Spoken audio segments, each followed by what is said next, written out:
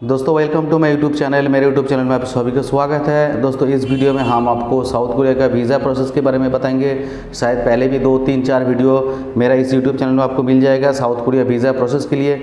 फिर भी जो नया व्यूअर्स आते हैं मेरे चैनल में उसके लिए ये वीडियो है, और जो पुराना व्यूअर्स है वो भी थोड़ा देख ले, क्योंकि कुछ सिस्टम वगैरह कुछ प्रोसेसिंग वगैरह चेंज होता जाता रहता है, तो आप लोगों की समझ में आ जाएंगे इस वीडियो का माध्यम से जे साउथ कोरिया वीज़ा प्रोसेस क्या होता है और उसके लिए आसान तरीका क्या होता है कोई किसी भी कंट्री का या साउथ कोरिया का वीज़ा लेने का।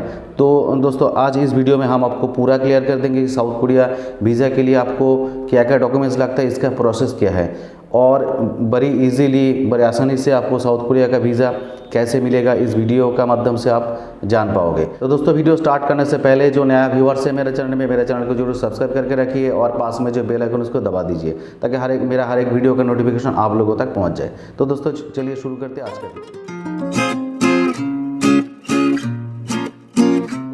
साउथ कोरिया का जो वीज़ा है, ये वीज़ा 2-3 चीज़ों के ऊपर डिपेंड करता है। 2 या 3 जो चीज़ है वही चीज़ आपको मैं बताऊंगा, वही 3 सब्जेक्ट आपको बताऊंगा। ये जो 2-3 जो फैक्टर है, ये 2-3 फैक्टर क्या क्या होता है, इसी फैक्टर के ऊपर डिपेंड होते हैं साउथ कोरिया का आपका जो वीज़ा है वो वीज़ा आएगा या नहीं आएगा। तो दोस्तों इसमें जो पहला फैक्टर है, इसमें है आपका डॉक्यूमेंटेशन। ये मेन फैक्टर है साउथ कोरिया वीज़ा का। अगर आपको आपका प्रॉपर डॉक्यूमेंट्स है, आपका डॉक्यूमेंटेशन बराबर है, तो साउथ कोरिया का वीज़ा आपको मिलने का चांस बहुत अच्छा खासा हो जाता है। तो ये जो पहला फैक्टर है डॉक्यूमेंटेशन का, इस डॉक्यूमेंटेशन में आपका क्या क्या डॉक्यूमेंट्स लगते हैं। दोस्तों साउथ कोरिया का वीज़ा के लिए जो मेन डॉक्यूमेंट्स होते हैं वो है आपका सेविंग्स अकाउंट। आपका सेविंग्स अकाउंट होना चाहिए, और सेविंग्स अकाउंट में आपको कम से कम 3 to 6 लाख का बैलेंस होना चाहिए।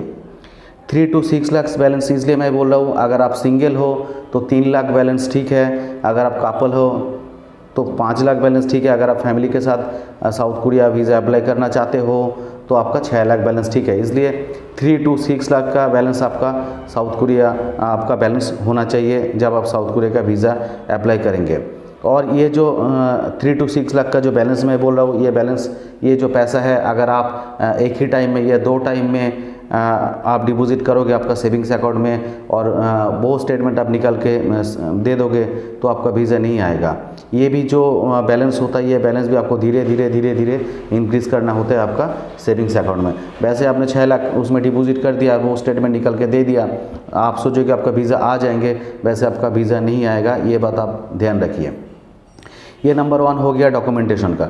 डॉक्यूमेंटेशन का दूसरा है वो है आपका बिजनेस प्रूफ। आपका बिजनेस प्रूफ मैंडेटरी है। आप जब फाइल सबमिट करेंगे तब आपको पूछेगा आप इंडिया में क्या काम करते हो। अगर आप जॉब करते हो तो आपको वो 6th मंथ का सैलरी स्लिप मांगेगा। 6th मंथ का वो सैलरी स्लिप मांगेगा। साथ में आपका जो सैलरी का जो स्टेटमेंट है, जिस अकाउंट में आपका सैलरी आता है उसी अकाउंट का भी 6th मंथ का वो स्टेटमेंट मांगेगा। अगर आप जॉब नहीं बिजनेस करते हो तो आपको उस टाइम मांगेगा आपका करंट अकाउंट स्टेटमेंट। वो 6 मंथ का करंट अकाउंट स्टेटमेंट मांगते हैं। आपको 6 महीने का करंट अकाउंट स्टेटमेंट देना पड़ेगा। अगर आपने 6 महीने का नहीं दिया, कम से कम 3 महीने भी आपको करंट अकाउंट का स्टेटमेंट देना पड़ेगा, और उसमें ट्रांजैक्शन भी सही से ट्रांजैक्शन होना चाहिए। इसके साथ मांगेगा आपका बिजनेस प्रूफ। अगर आप बिज़नेस करते हो तो बिज़नेस का प्रूफ भी होगा। बिज़नेस का प्रूफ क्या क्या होता है, इससे पहले मैंने और भी वीडियो बनाया है बिज़नेस प्रूफ क्या क्या लगता है। तो बिज़नेस प्रूफ में आपका आ जाता है आपका ट्रेड लाइसेंस। अगर आपके पास ट्रेड लाइसेंस है तो वो आप दे सकते हैं। अगर आपके पास ट्रेड लाइसेंस नहीं है तो आप GST दे सकते हैं। साथ में दोस्तों आपको देना पड़ेगा आपका ITR, आपका इनकम टैक्स रिटर्न। आप जो इनकम करते हो, आप इंडियन गवर्नमेंट को टैक्स पे करते हो, वो टैक्स का आप एक प्रूफ चाहिए, मतलब जिसको कहते हैं ITR। ये ITR भी आपको देना पड़ेगा। अभी सवाल आ जाती है ITR कितना होना चाहिए। पहले वाला मैंने बहुत सारे ITR देखे कि ITR में इनकम दिखा रहा है 2 लाख, 2.5 लाख, 3 लाख का ITR है। आप खुद सोचो, आपका अगर 2.5 लाख का ITR है, मतलब आपका पर मंथ इनकम है 20,000। आप 20,000 आपका पर मंथ इनकम है, और आपको साउथ कोरिया का वीज़ा क्यों देंगे? क्योंकि साउथ कोरिया जाने के लिए आपको अगर 10 से 12 दिन का अगर टूर होता है उसमें 2 से 2.5 लाख का खर्च आ जाता है। लेकिन आपका 1 साल की इनकम है 2.5 लाख, तो आपको साउथ कोरिया वीज़ा नहीं देंगे। इसलिए ITR भी सही से बनवाना पड़ेगा। कम से कम आपका ITR 4,70,000 से 5.5 लाख की होना चाहिए। 4,70,000-80,000 के ऊपर होगा तो वो बेटर होगा ITR के लिए। इससे ज़्यादा अगर किसी का है जेन्युइन ITR है तो वो चलेगा। अगर ITR के बारे में आपको ज़्यादा जानकारी चाहिए तो मेरे इसी चैनल में और भी वीडियो है रिगार्डिंग इनकम टैक्स रिटर्न, तो वो भी आप देख सकते हो। तो ये जो डॉक्यूमेंटेशन मैंने आपको बताया, ये सारा डॉक्यूमेंटेशन तो चाहिए आपको वीज़ा के लिए। ये जो सेकंड फैक्ट है, अभी आ जाता है दूसरा फैक्ट के बारे में। जो दूसरा फैक्ट है दोस्तों वो है आपका ट्रैवल हिस्ट्री। अगर आपके पास ट्रैवल हिस्ट्री नहीं है, आपका प्रोफाइल बहुत ही बढ़िया है, अच्छा है, फिर भी आपका वीज़ा लगने का चांस नहीं रहता है, थोड़ा रिस्क हो जाता है, मतलब नेगेटिव चांस थोड़ा बहुत रह जाता है। ऐसा नहीं आपका वीज़ा नहीं लगेगा, आप गारंटी से नहीं कह सकते कि आपका वीज़ा लग जाएगा, क्योंकि साउथ कोरिया एक अच्छा कंट्री है। वो सोचेगा कि ये आदमी हमारा मुल्क में पहली बार आ रहा है, इससे पहले वो कहीं ट्रैवल नहीं किया, लेकिन पहली बार वो साउथ कोरिया क्यों आना चाहते हैं। ये जो कॉन्सुलेट है ये बहुत ही डाउटली देखते हैं हर एक कैंडिडेट को, चाहे कोई अच्छा खासा प्रोफाइल भी सबमिशन हुआ है वीज़ा के लिए तो उसको भी वो डाउट करते हैं कि ये शायद मेरे कंट्री में आएगा, घुसेगा और वापस नहीं जाएगा।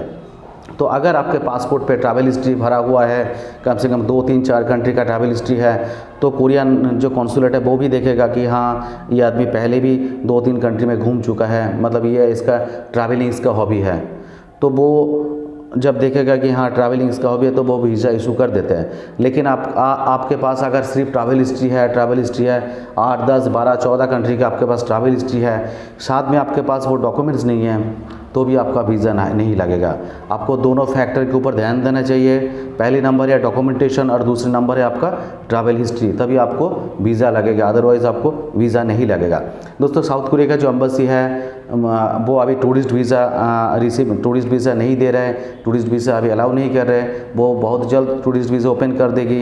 इसी टाइम के अंदर आपके हाथ में बहुत टाइम है, इस टाइम के अंदर आप अपना जो डॉक्यूमेंटेशन है वो डॉक्यूमेंटेशन बना लो, साथ में अगर हो सकता है आप ट्रैवल हिस्ट्री भी क्रिएट कर लो, ताकि जब एम्बेसी ओपन होगा तो आप अपना फाइल डाल सकते हो वीज़ा के लिए। दोस्तों इस वीडियो के माध्यम से मैंने आपको बहुत चीज़ें समझा दिया कि साउथ कोरिया वीज़ा के लिए आपको डॉक्यूमेंटेशन क्या चाहिए और ट्रैवल हिस्ट्री भी चाहिए। अगर आपको और कुछ जानकारी चाहिए तो आप मिस्टर रॉबिन अरोड़ा से बात कर सकते हैं, उनके साथ बात करके आप पूरा और जानकारी लीजिए। दोस्तों वीडियो अगर आपको अच्छा लगा तो लाइक कीजिए, अगर अच्छा नहीं लगा तो डिसलाइक कीजिए, और दोनों ही केस में मेरे चैनल को जरूर सब्सक्राइब कर लीजिए।